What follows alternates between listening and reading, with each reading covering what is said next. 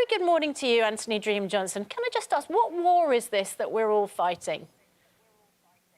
It's the war on feminism is the war I'm fighting. And feminists are fighting a war on family, motherhood, fatherhood, and family. And that needs to end immediately or as soon as possible. By the way, good to be here. I'm a big fan of Piers. Oh, and his challenges to feminism and wokeness. Well, He's an expert mansplainer. It's wonderful. Let me ask you, what are the key things?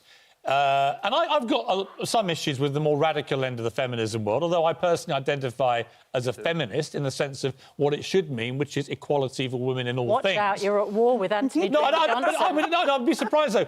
I mean, are you a feminist who believes in equality, or are you against equality? Are you asking me if I'm a feminist? Yes. Yeah. I'm absolutely not a feminist in any sense of the term, 0% feminist. But however, I absolutely support equality before the law for men and women, for everyone. But that is actually at the heart of feminism. Feminism has been hijacked by many groups. Fake news, disagree. No, Anthony. Oh, he's not a fan of yours anymore. Anthony, sorry, Piers, lost him. Feminism, at its heart, the literal translation of what the feminist movement originally began as, was a fight for equality. What's happened is that was a long time ago. Right, but you support that, though, don't you? You support the principle of equality. You can try as hard as you like to be on the same side, Piers, but Feminism I'm afraid you are both does not mean at war equality with each anymore, other. and it has not in a long time. Equality means equality. Feminism does not mean equality. If they really cared about equality, and I wish they did, they would call it equalism and things like that. But they don't. Okay, they keep calling it feminism. What are you going to teach us at this concept. convention, Anthony Dream Johnson? What will I learn if I pay my $999 to turn up and be talked to by men about how to be a good woman? Because I think I might need some so the tips. 22 convention, come on out and have a good time. It'll be a great time. So the 22 convention is the mansplaining event of the century. That's its destiny. It's coming up soon in Orlando, Florida this May. And I'm only one of the speakers. I'm actually more like Obama, like a community organizer. And I'm organizing about 20 speakers to put together. And they're the top mansplainers in the world. I've been doing that my entire life. So tell me what you'd mansplain to me. Since I was 17 years old, for over 13 years. I'm quite an expert at being mansplained to. So just tell me what you'd teach me. My speech... So, well, look, Piers is a fantastic mansplainer. You're in good company. My speech at the convention, one of about 20, so I'm just one of 20 speakers at the event, is going to be on motherhood first. Right. And I believe that feminists, when they present a choice to women between career and motherhood, it's a fake choice. It's not real, because they're pushing an agenda behind it to push them to delay motherhood. And I think most women, not all of them, but most women will be happier motherhood first. I can't turn up to your lecture. I'm a mother with a successful career. I'm very happy for you. That's wonderful. I think you made a great choice. I think motherhood is awesome, and you should have as many babies as you want and not get bullied by feminists for it. No, but I am Which a feminist. many of them do now. There are women sticking up for me online. I wasn't bullied by anybody. I had as many children as I wanted, and I've got a career, so I'm not sure what you're... You telling me that was wrong? I think feminism, as Piers has been discussing here, or hinting at, I think feminism has collapsed into rampant sexist, man-hating bigotry and female supremacism. I don't hate That's any what these hashtags mean. Toxic masculinity, the future is female. I'm not female. Where's my future? OK, let's bring in Janice Fiamengo. Well, your future is mansplaining to women, apparently. Janice Fiamengo, you are an anti-feminist Canadian professor. There is an argument, Janice. I do have issues with the more radical arm of feminism. I think some of it is just, grotesque. But at my heart, I am a feminist who believes absolutely in all forms of gender equality. So what is your issue with this premise that feminism is a good thing? My issue with the premise that feminism is a good thing? Well, I, like Anthony, would take issue with the idea that feminism has anything to do with gender equality.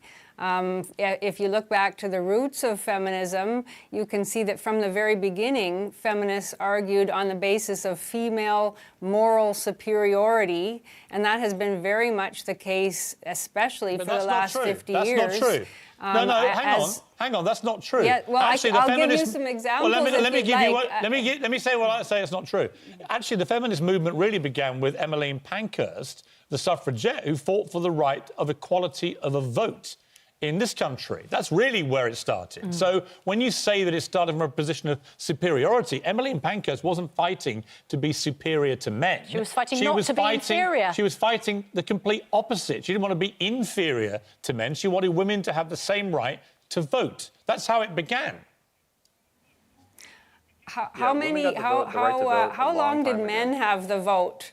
How many years was it between all men having the right to vote and women having the right to vote? What's that got to do with it? Answer me that. What's that got to do with it? It has everything to do with it because, in fact, we have a false notion.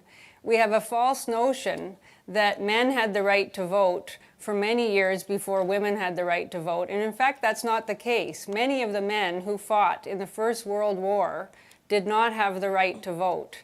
And so right there is an example of how feminism has lied to us about its origins and its aims because it's taught us a false history of the past. Many of us have the idea that men had the right to vote for decades. There were many men, young men, men without property. Because it was based on property owning. That's right, but I'm not sure. Qualifications. Okay, yes. But why is that part of your argument? Is a fake front for feminism. I think Anthony's trying to talk over you, rather ironically. Oh, yeah. Anthony? I'm trying to mansplain. I think women love mansplaining. It's a great thing. Women are paying me $1,000 a day for mansplaining. We had a ticket sale this morning. That is undeniably true, isn't it? I mean, Professor, why is it that women are queuing up to pay nearly $1,000 to have a man like Anthony tell them how to be women? People here may find that very odd. Yeah. Well, you obviously find it odd, but a lot of women are quite interested in what men have to say. These are women I would expect attending this conference who appreciate men and don't see men as their enemy, don't see themselves as locked in a struggle with men, and don't see themselves as the victims of male subjugation or male oppression. And I would like to say that as someone who's been involved in academic work and university teaching for many years, I've seen all sorts of workshops and conferences and programs that are designed to help men overcome their toxic masculinity. Now, I think that a conference called Make Women Great Again is a lot more benign sounding, a lot more positive. A conference that is about men and women connecting and talking about love and marriage, what makes a marriage work, is a lot more positive than what we see now, which is a lot of women telling men what men need to do in order to be decent human beings. That is a very fair point.